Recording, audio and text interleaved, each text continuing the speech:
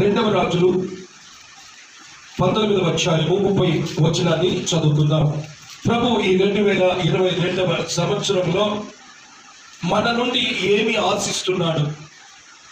ఆయన పొలంలో నాటిన ఈ మొక్కలు ఎలా ఉండాలని ఆయన కోరుకుంటున్నాడో ఆ కోరికను ఆయన లేఖనాలలో తన ప్రవక్తల నోట పలికించి ఆ పలికించిన మాటలు మనలో ఫలించాలని కోరుకుంటున్న దేవుడు. హల్లెలూయా హల్లెలూయా. చదువుదాము వాక్యము. యూదా వంశంలో తప్పించుకొనిన శేషము